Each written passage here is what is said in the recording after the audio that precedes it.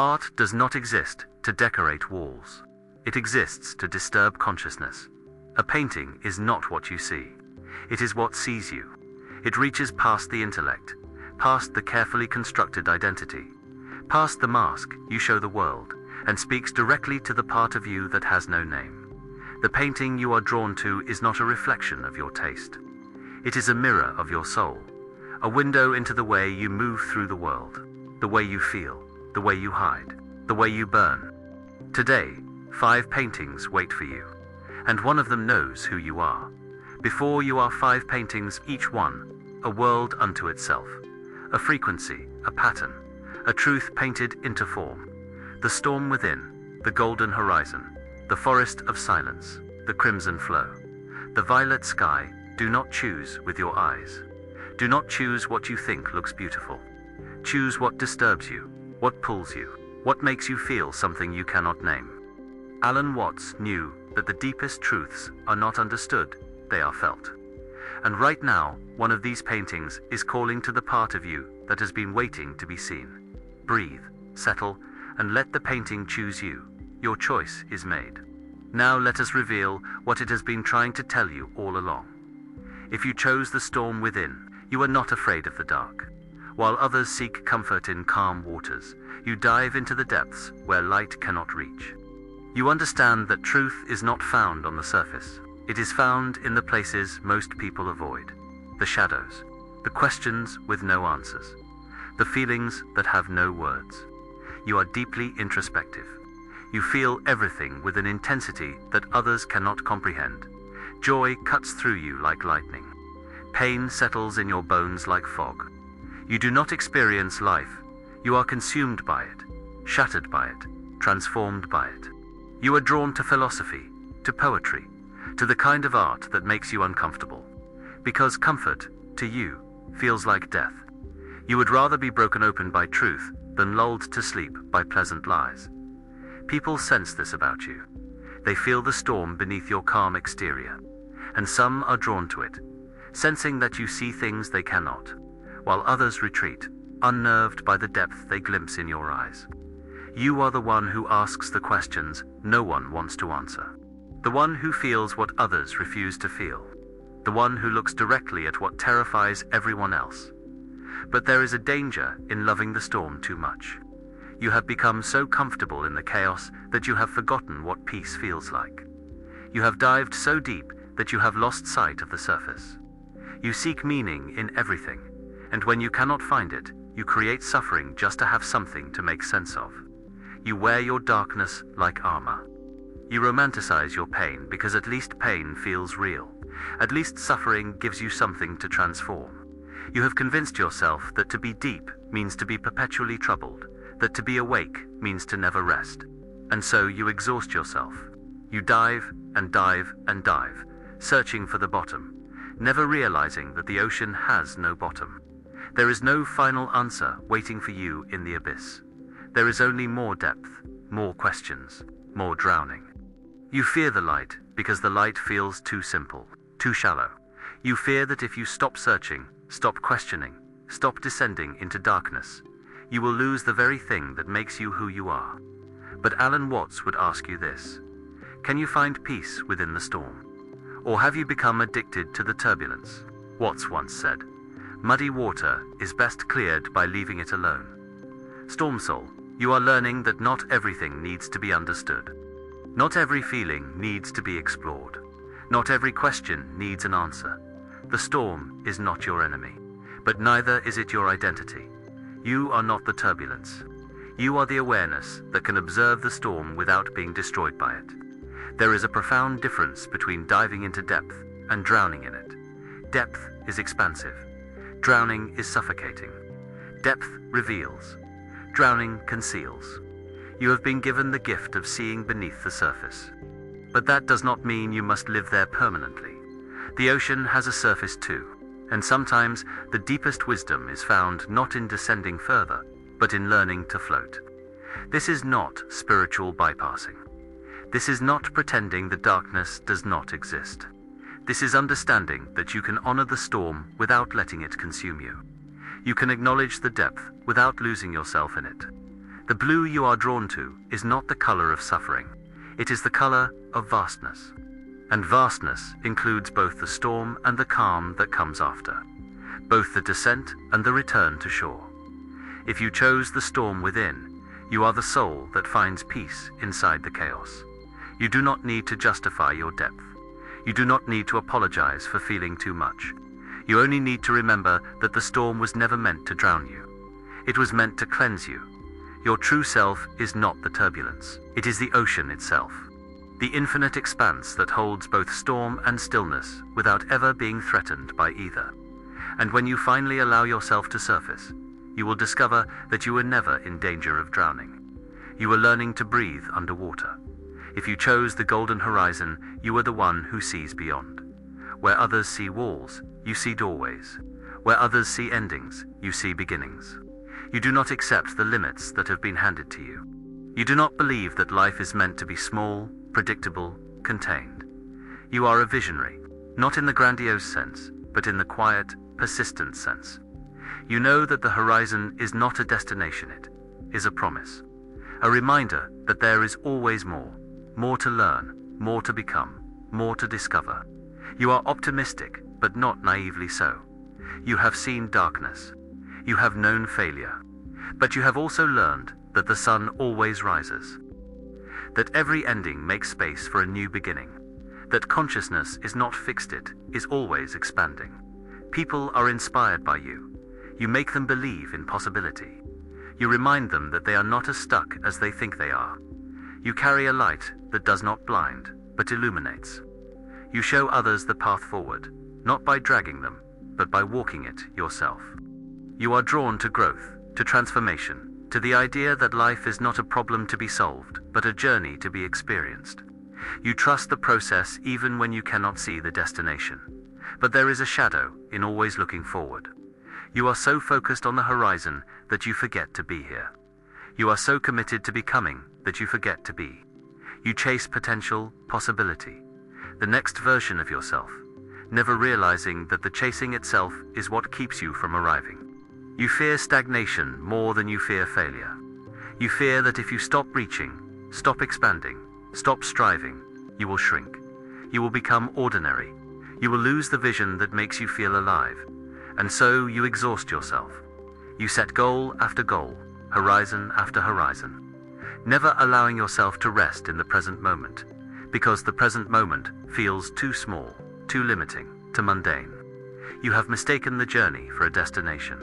You have mistaken expansion for fulfillment. You have convinced yourself that you will finally be at peace when you reach the next milestone. When in truth, peace is only ever available right here, right now, in the space you keep running from.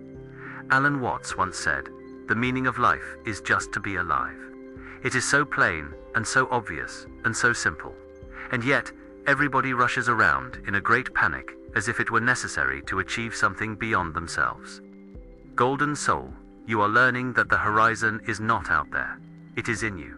It has always been in you. The expansion you seek is not something you need to chase. It is something you need to embody.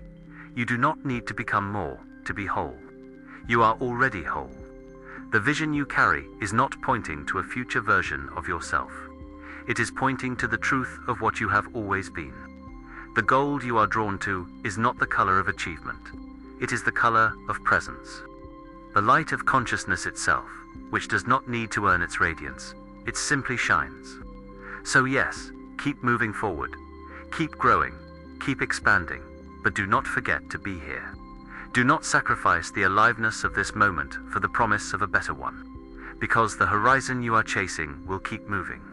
And if you are not careful, you will spend your entire life running toward something that was always right here. If you chose the golden horizon, you are the reminder that life is not a destination. You do not need to reach the horizon to be free. You only need to realize that you are the light that makes the horizon visible. Your true self is not the vision. It is the awareness that holds all visions, the consciousness that expands without ever needing to arrive.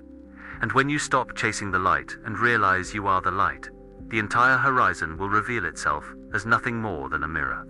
If you chose the forest of silence, you understand the power of quiet. You do not need to announce your presence to be felt. You do not need to fill the silence to feel comfortable. You move through the world like fog, through trees soft, pervasive, impossible to contain. You are the observer, the one who watches without judgment, the one who listens without needing to speak. You see patterns others miss because you are not distracted by noise. You hear truths others ignore because you are not afraid of stillness. You value depth over speed, quality over quantity. You would rather have one meaningful conversation than 100 shallow ones. You would rather sit in silence with someone who understands than fill the air with words that mean nothing. People feel safe around you, not because you fix them, but because you do not need them to be fixed. You offer something rare in a world obsessed with constant stimulation: space. The permission to simply be, to breathe, to exist without performing. You are drawn to nature, to solitude, to the kind of wisdom that cannot be taught but only felt. You know that the answers you seek are not found in books or teachers. They are found in the quiet moments when the mind finally stops asking questions. But there is a danger in loving silence too much. You have become so comfortable in your inner world that you have forgotten how to engage with the outer one. You observe life from a distance, like a spectator watching a play, never quite willing to step onto the stage yourself. You tell yourself, this is wisdom, this is detachment, this is enlightenment. But sometimes it is just fear. Fear of being seen, fear of being vulnerable, fear of being misunderstood. You have mistaken silence for peace. But true peace is not the absence of noise. It is the ability to remain still, even in the midst of chaos. True wisdom is not found in withdrawing from life. It is found in being fully present within it. You fear that if you speak, if you act, if you step out of the forest, you will lose the clarity you have worked so hard to cultivate. But Alan Watts would remind you, clarity is not something you protect. It is something you express, Watts once said. Zen does not confuse spirituality with thinking about God while peeling potatoes. Zen spirituality is just to peel the potatoes. Forest soul, you are learning that true stillness is not found in avoiding the world. It is found in being fully present within the world. That observation is not passive, it is the most active thing you can do. You do not need to protect your silence by withdrawing from life. You need to bring your silence into life, to let it inform your words, your actions, your relationships, to be the still point in the center of the turning world. The green you are drawn to is not the color of isolation. It is the color of life itself. And life, by its very nature, is participatory. The forest does not grow in isolation. It grows in relationship. The trees are connected beneath the soil. The silence is full of communication you cannot hear. So yes, honor your need for quiet. Honor your inner observer. But do not forget that observation without participation is incomplete. You are not meant to watch life from the sidelines. You are meant to be the stillness that moves through life, the silence that speaks volumes. If you chose the forest of silence, you are the reminder that stillness is not absence. You do not need to withdraw to find peace. You only need to bring the forest with you wherever you go. Your true self is not the silence. It is the awareness that makes silence meaningful, the space in which all sound arises and dissolves. And when you stop hiding in the quiet and start living from it, you will become the kind of presence that changes rooms without saying a word. If you chose the crimson flow, you are fire in human form. You do not live life, you devour it. You feel with your entire being. You love with a ferocity that terrifies people who have only ever known lukewarm affection. You commit with your whole heart, knowing full well that wholehearted living means risking wholehearted destruction. You are passion incarnate, not in the frivolous sense, but in the ancient sense. Passion as in suffering. Passion as in being moved. Passion as in being so alive that every moment feels like both an ecstasy and a wound. You do not do anything halfway. You do not dip your toes in. You dive, you burn, you bleed. And you would not have it any other way, because to live safely feels like not living at all. People are drawn to you like moths to flame. You remind them what it means to feel, to want, to ache, to be fully, devastatingly, gloriously human. Your presence is a disruption, a revelation, a reminder that most people are sleepwalking through life, and you refuse to join them. You are creative, sensual, intense. You make art not because you want to, but because you have to. Because the fire inside you will consume you if you do not give it form. But fire, unchecked, destroys everything it touches. You burn so hot that you forget you are also the fuel. You give so much that you forget to replenish. You love so fiercely that you leave scorch marks on everyone who gets too close.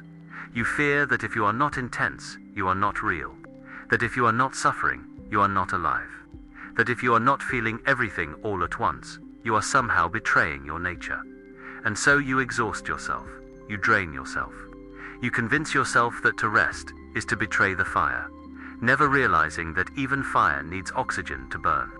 You have mistaken intensity for aliveness. You have mistaken suffering for authenticity. You have convinced yourself that the only way to prove you are here is to burn bright enough that everyone can see you, even if it means burning yourself out in the process. Alan Watts once asked, "What good is a beautiful flame if it consumes itself in seconds?" Crimson Soul, you are learning that passion is not meant to destroy you. It is meant to sustain you. That fire is most powerful, not when it rages out of control, but when it burns steadily, purposefully, sustainably. A candle burns for hours. A wildfire burns for days and then dies, leaving nothing but ash.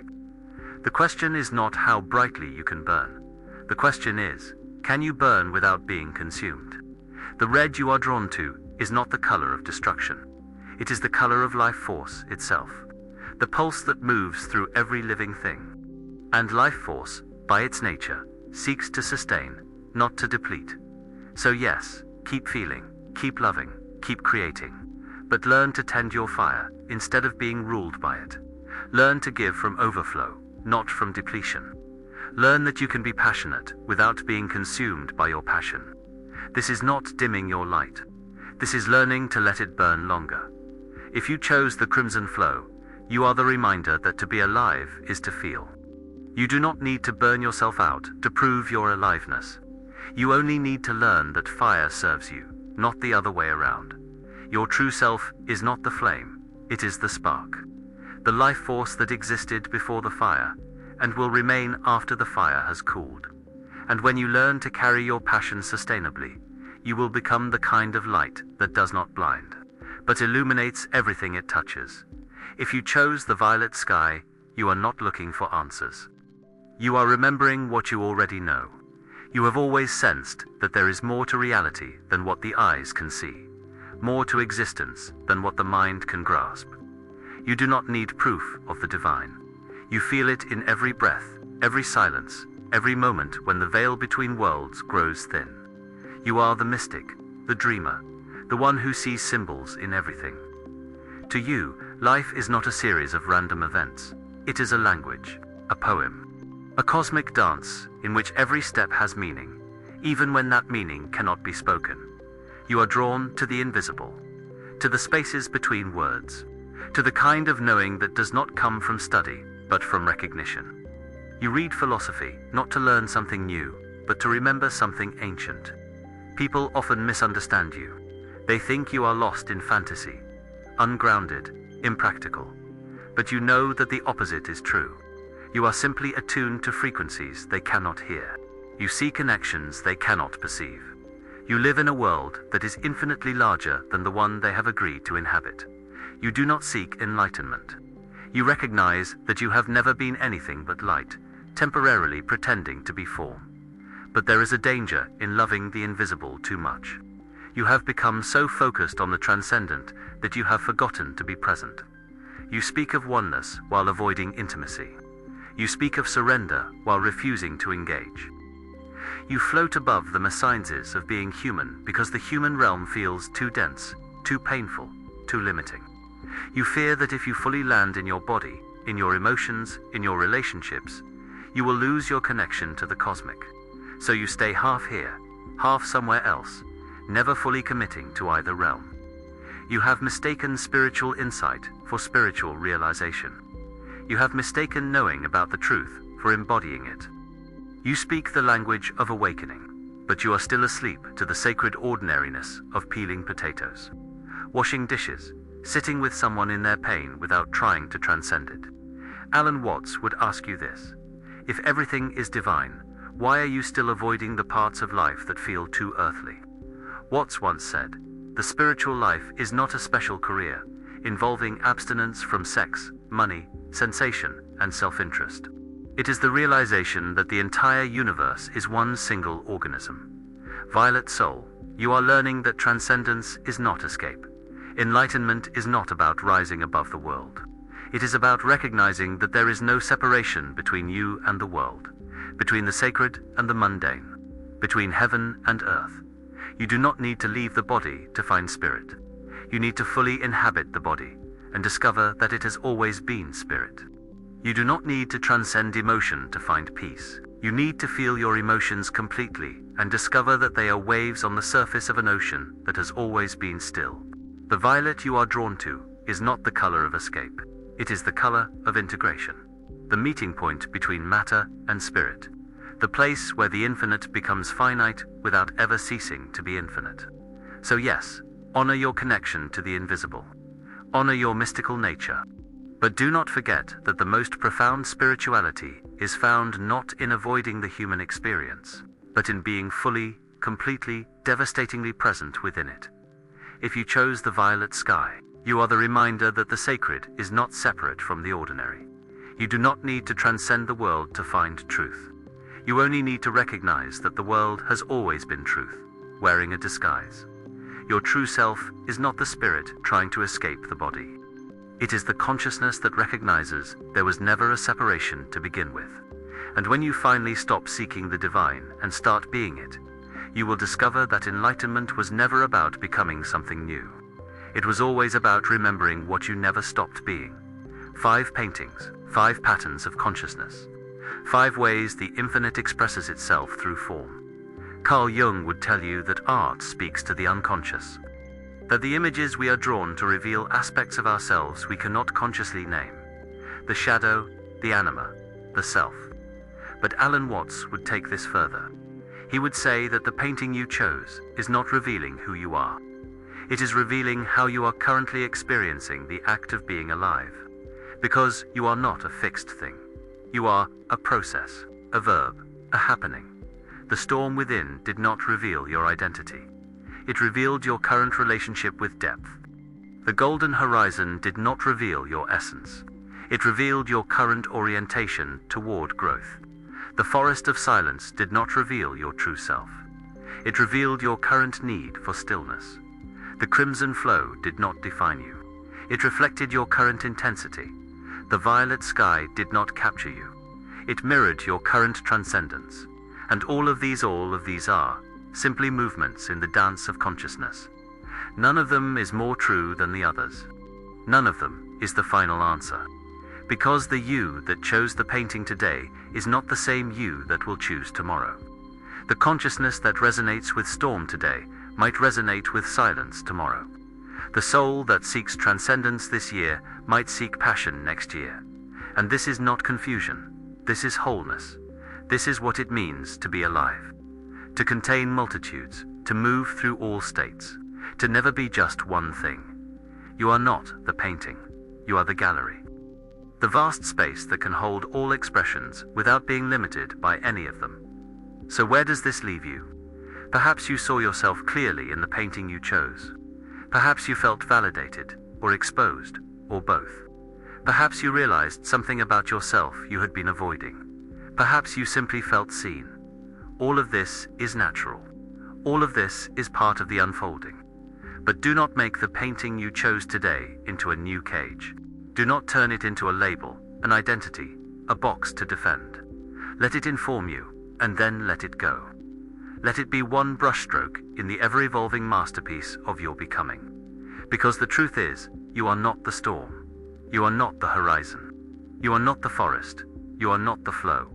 You are not the sky. You are the awareness that can experience all 5. You are the consciousness that moves through each painting without ever being confined to any of them. You are the space in which all art arises, and that space, that awareness, is the only self that has ever existed, the only truth worth knowing, the only reality that never changes, even as everything within it constantly transforms. This is what Alan Watts spent his entire life trying to communicate. Not that you need to become enlightened, not that you need to transcend the world, but that you have always been the enlightenment you seek. You have always been the awareness you are searching for. You have always been the painting, and the painter, and the gallery, and the one standing in front of the painting, wondering what it means. All of it is you. Alan Watts once said, "You are something the whole universe is doing, in the same way that a wave is something the whole ocean is doing." Today, you looked at 5 paintings and chose one. But the choosing was not the point. The point was to realize that you are not separate from what you chose. You are not observing art from outside. You are art observing itself. The painting revealed your current expression, but it did not define you, because nothing can define what is infinite, what is fluid, what is constantly becoming. So carry this knowing lightly. Hold your insights gently.